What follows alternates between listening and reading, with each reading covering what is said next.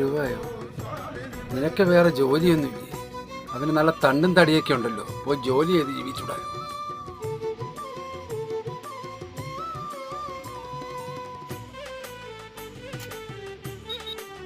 നീ എന്തറിഞ്ഞിട്ടായി പറയുന്നത്?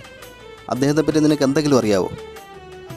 എന്തോ അറിയാനാ, ഡെയിലി നമ്മുടെ ഇതുപോലുള്ള ഒത്തിരി ആൾക്കാരെ കാണുന്നതല്ലേ. നീ ഒത്തിരി ആൾക്കാരെ കണ്ടിട്ടുണ്ടാവും. ഞാൻ എൻ്റെ ചെറുപ്പം മുതലേ കാണുന്ന. ഇദ്ദേഹത്തിൻ്റെ കാശ് കൊണ്ട് ഇവിടെ പലരും നന്നായിട്ടുണ്ട്.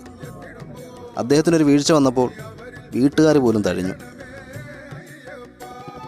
അദ്ദേഹത്തിൻ്റെ മക്കൾക്ക് പോലും ഒരു ഭാരമായി മാറിയിരിക്കുകയാണ്. ഡോക്ടർമാർ പറഞ്ഞിരിക്കുന്നത് ഇന്നോ നാളെ എന്നുള്ള രീതിയിലാണ്.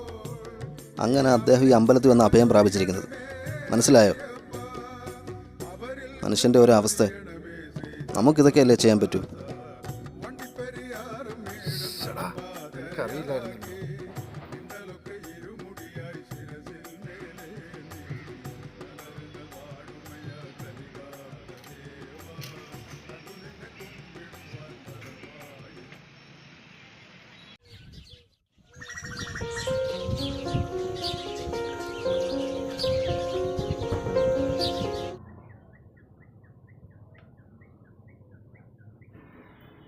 വാ, നമുക്കിത് അദ്ദേഹത്തിനെ പോയി ഒന്ന് കണ്ടിട്ട് വരാം. ആരെ? ഇവിടെ വന്ന സ്വാമി ഉണ്ടല്ലോ, അദ്ദേഹത്തിന് കൊടുക്കാൻ ഒരു പതി ചോറ് കൊണ്ടുവന്നിട്ടുണ്ട്. നമുക്ക് അവിടെ നോക്കാം, പോയിട്ട് വരാം.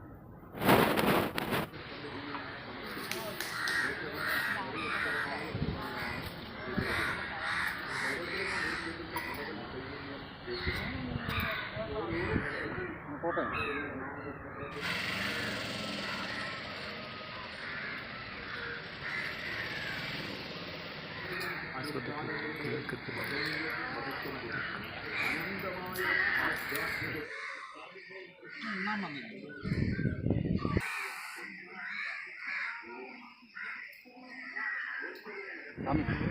സ്വാമി, സ്വാമി, സ്വാമി, സ്വാമി.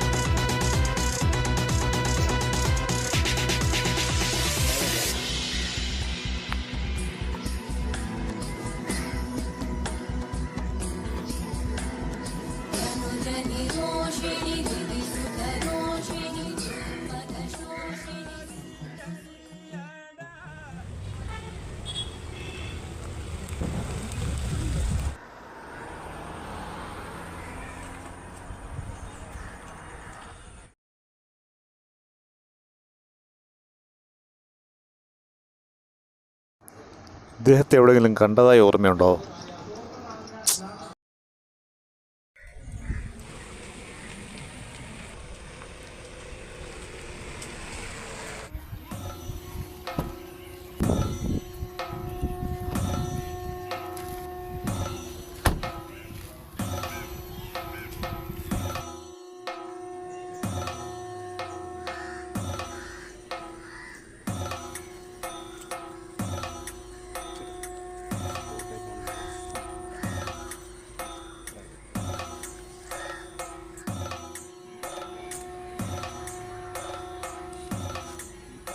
ഇവിടെ എവിടെയെങ്കിലും ഇയാളെ കണ്ടതായി ഓർമ്മയുണ്ടോ?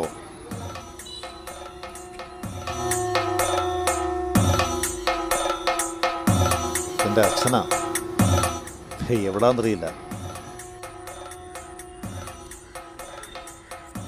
നിങ്ങൾക്കറിയുമെങ്കിൽ ഇത് പറ, അല്ലെങ്കിൽ മറ്റെവിടെ നോക്കാനാ.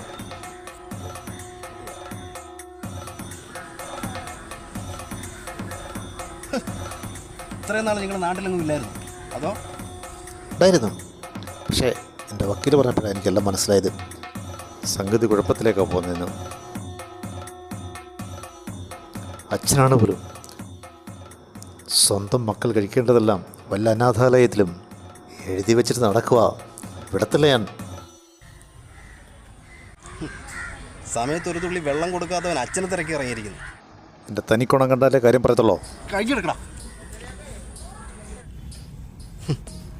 ആഹാരവും മരുന്നും കിട്ടാതെ 3 ദിവസമായി മരിച്ച ഒരാൾ ആ മോർച്ചറി കിടപ്പുണ്ട്. പോയി നോക്ക്, അത് നിന്റെ അച്ഛനാണോന്ന്. അച്ഛൻ